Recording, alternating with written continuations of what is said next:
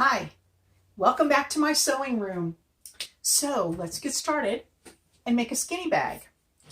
You will be able to download both the pattern as well as the instructions as a PDF file, and that will come along with the PDF file that has the sewing workbook. The information about downloading that is available. Just check the text below this video and you will see where you can get that information. Meanwhile, I'm going to go through the instructions with you step by step and you can follow along. Well, first thing is we're going to have to select a fabric to make it out of. And I picked this really colorful fabric that I had because I like it. It's not stretchable. This thing doesn't need to stretch. And it is cotton. And it's a bright color. And I'm going to use this skinny bag as a bag to put my sunglasses in. So I thought that would be kind of fun. Doesn't matter what kind of fabric you use, but remember in the first part of this workshop, we talked about thinking about your fabric. It doesn't matter if you use a natural fabric or a synthetic, but pick one that's not too thick because you're going to be sewing this by hand. And let's see, what else do you need? Well, you need some fabric, and you're going to need something like this little skinny ribbon that I used as a drawstring in order to close up your bag. And what I selected for this project was just some blue ribbon that I happen to have. Since I can't go out to the store, I'm just using whatever I have. It's important for you to go ahead and select what you're going to use for your drawstring before you get started, because you're going to need to adjust the casing on your fabric to suit whatever you're using. If you don't have any ribbon, you can use a cord, you can use a shoelace, whatever you can find, whatever you have handy. And we don't need to cut it yet, but just need to know what the diameter of it is. This will work fine. This is about 1/4 inch. If it's like this size or thinner, fine, no adjustments necessary. If you choose a ribbon that's wider, you're going to have to make your casing bigger, and I'll show you that when we get to that part. So what do you need? You need your fabric. You're going to need your pattern. You're going to need your scissors. You're going to need your pins. You can put them in your pin cushion if you have that finished. And you're going to need something like a safety pin. The safety pin works the easiest, and that is for feeding your thread through your casing, and that'll be the last step in this project. You'll also need some thread and of course a needle, and I have mine right here in my pin cushion. My pins are sticking straight in, and I like to put my needle in a little bit differently so it's easy for me to find it. So let me clear this stuff out of the way, and I'm going to start with my pattern here. I'm going to go ahead and see how I would line it up. And remember, we talked about we don't want to put this right in the middle of our fabric and cut a hole, because then we've kind of wasted a bunch. Now we're going to make this as a very little bag, a skinny bag. Once you get the hang of it, you might want to make another bag, and you can use the same project, the same directions, and you can make a bigger bag. You could make this bag as big as you wanted. Just follow and do it the same way. Okay, I think I'm going to go ahead and lay my fabric right here. You see I'm close to the edge, so I'm not wasting any fabric. And I'm going to use my pins, and I'm just going to pin it on just enough to keep it from wiggling around while I am trying to cut it out. Now you also, depending on what your fabric looks like, you could also pin it on the back side, and you could use a pencil, and you can trace around it and then just cut on your pencil lines. That works also. I think I'm just going to go ahead and cut it out this way. Now, you notice that I've moved my ironing board and my iron close by, and yep, they're hot. Not too hot. I'll have to check that. You're going to need to use an iron with this project as well.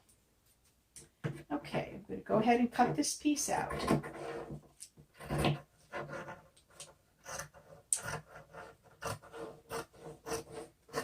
I don't want to cut my paper pattern because I'm going to use it again later. I just want to cut along the edges of the paper. There we have it. Now I'll take out my pins, put them back in my pin cushion. You want to be careful. You don't want to let your pins drop on the floor because you will find them with a bare foot, and that hurts. Okay, now I've got to check my iron and see what's going on with it. So I'll be right back.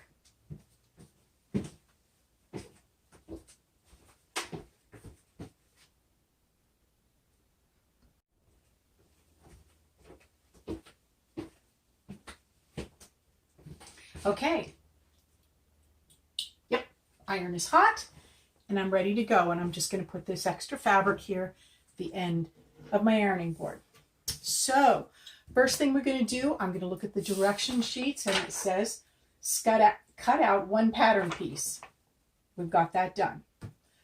Press under 1/4 inch on either side to the wrong side and go down about 2 inches on each side. Let me show you on our pattern what that means. This is what we're going to be folding under and pressing. So you're going to need to use an iron. And if you are not familiar with using an iron, then you ask your parents for some assistance on this. So I'm going to fold over and press just about 2 inches on one side and on the other side. Okay, let me show you what that looks like. There you go. And from the right side, that's what it looks like. Okay, next it says press or pin on casing line, wrong sides together.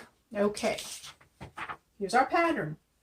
This dotted line across here is our casing line, and what we're going to be doing is we're going to be folding the fabric along that line, but right sides together. Wrong sides together. Okay, so that means we're going to be folding it like this. Well, this is where we need to make an adjustment if you have a very wide ribbon. My ribbon is going to go in there and I am going to be stitching across here.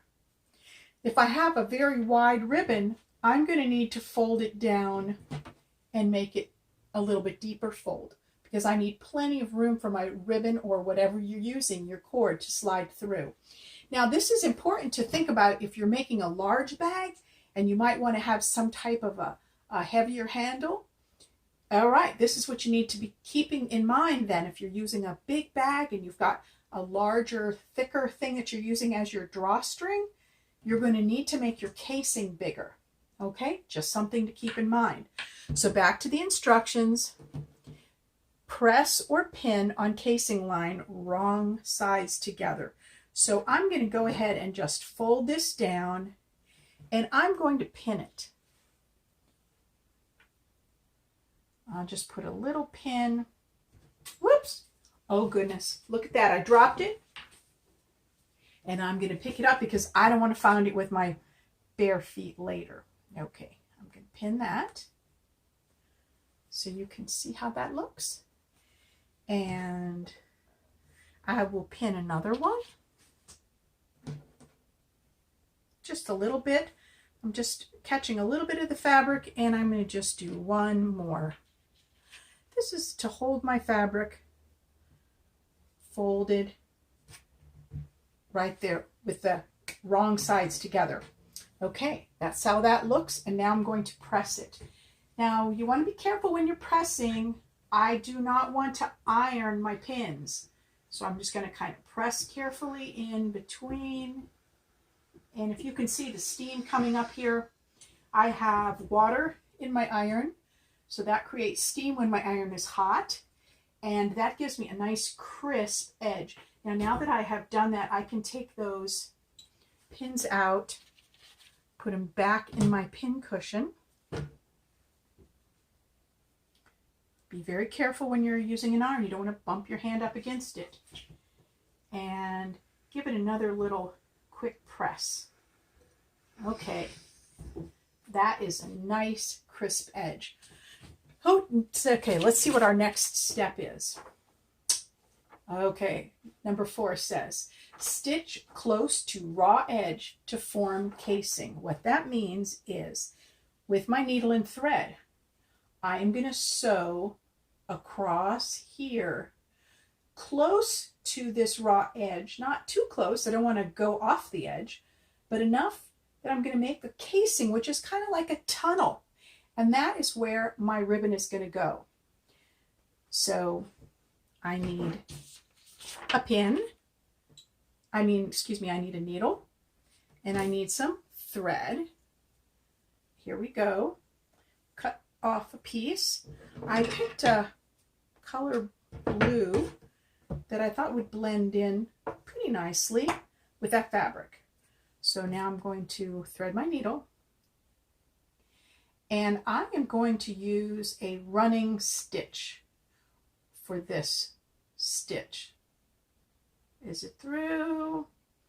Sometimes if you lick your finger, it will get your needle thread through your needle more easily. Now, you see I'm having difficulty, and I've been doing this for many, many years. If you have a little bit of difficulty threading your needle, remember, we all do at times. So, here we go. I just put a knot in one end of my thread. I left the other end loose. I am going to sew now from the wrong side, and I'm going to come around so you can see me sewing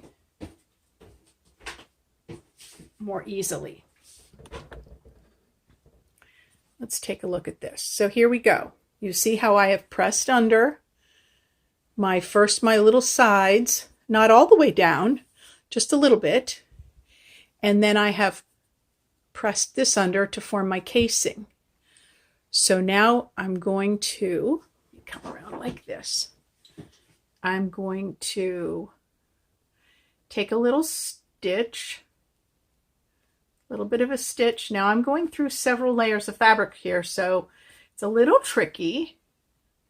And there's my needle, there's my knot. And I'm going to do it again because I want this to be quite secure. Oops, I got a little knot in my thread. Okay, that's all right.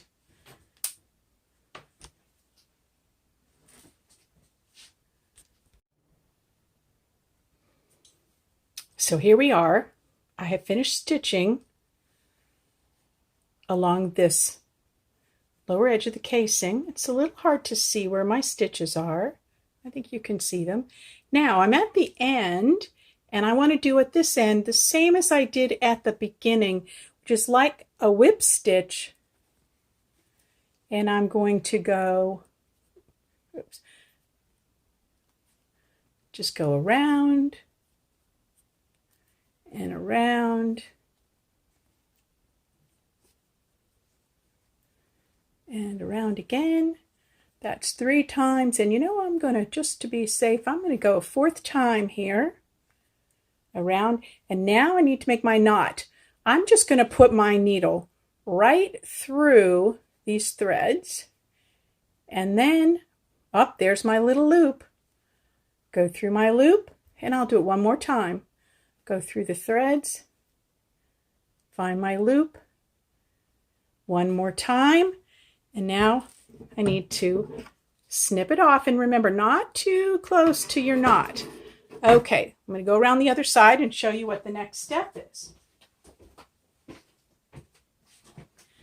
So here we have our casing done. All right, let's see. Next step is number 5. It says fold the fabrics right sides together. Not this way. That's wrong side and wrong side touching. No, We want to go this way, right sides together, and you're going to stitch from the bottom corner, that's over here, across to the edge, and back up here to where we have folded it. Now I think it's going to help you a little bit to use some pins. So I'm going to put a pin. We're not going to be stitching on this folded part, so I'm going to put a pin right there. Now I'm going to match up my corner here, and I'm going to put a pin here. Okay, and I'll put another pin down here. So we're going to start sewing from here. We're going to go here around across the bottom. We're going to change direction. We're going to start going up the side, and then we're going to get a little bit tricky because we're going to end up kind of holding this together, okay? There's going to be a little opening. Maybe I can show you in my skinny bag here so you can see. Do you see this little opening right here? That is the little opening right there. Okay. So that's how we're going to do it. So first thing you need to do is you need to get your needle, get your thread, cut yourself a piece, cut it off, put a knot in one end, and get started down at this corner. I will see you back after we've sewn here and turned the corner and gone up to here. And when you get up here by where this folded stuff is, stop, but don't make a knot, just stop, and then we'll do that together.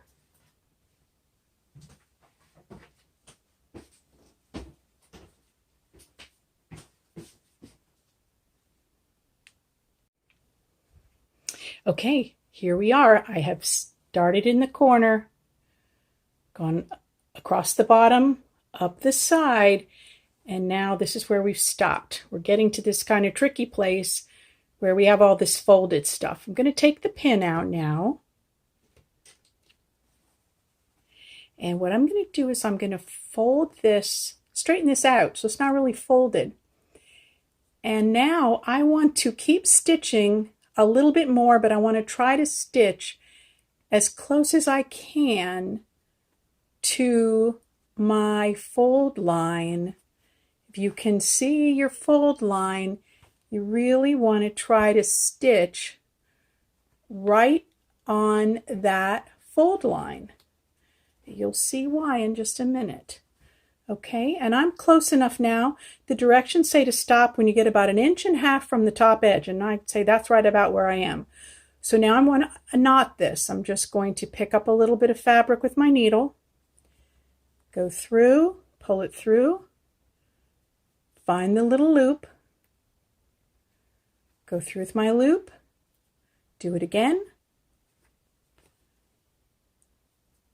That's my second time, and because this is kind of holding it all together, I'm going to go and do it a third time. Get my loop here. And now, get my scissors and snip it off. Okay, there we go. Hope yours is looking like this. All right, we're getting down to the end. Now I'm going to come around the other side and let's see what the next step is. Okay, number 6 on our directions says turn right side out and press. Right side out, okay? Well, this is the wrong side and it's sticking out. So we want to flip it and bring our right side so it is on the outside. Okay, now in order to get it all even, you have to sometimes you stick your fingers in there and kind of push. All right, you see this? Okay, well, what about my corners? That doesn't look too terrific, does it? So put my hand in there, and now I'm going to put my fingers in and really try to push that corner out. And I'm going to go to this side and try to get that corner out. Okay, looking pretty good, and it says, and press. That means we need our iron again. Sometimes if you kind of roll back and forth on your corners, you can get your corners to pop out too. No, that looks pretty good. I think that's just about done. Okay, that's about as good as I can get it. Okay. Sometimes you can wet your fingers, wiggling back and forth, and kind of press with your fingers too. This is called finger pressing, and it actually really helps too. So I'm going to press it in the same way that I sewed it, which is starting from my bottom corner, and I'm going to press across here and press up here. And this is what's going to give our little skinny bag a very nice and finished look. Okay, I'm going to press here. And now I'm going to just give the whole thing a good pressing. Okay, that's all I'm going to need the iron for, so I'm going to turn my iron off. Okay, here we have the skinny bag. Here's a little opening. And number 7, it says, add ribbon or cording through casing to finish. Aha! Well, we need our scissors and our ribbon. There's nothing in the instructions that tells you how long to cut your ribbon. You cut it however long you want. This ribbon is going to go through my casing, and I want enough so that I can tie a bow, and I don't mind having a little extra as well. So I'm just going to kind of cut it here. Now, a tip that I learned a long time ago when cutting ribbon is, instead of cutting it straight across, you cut it at an angle.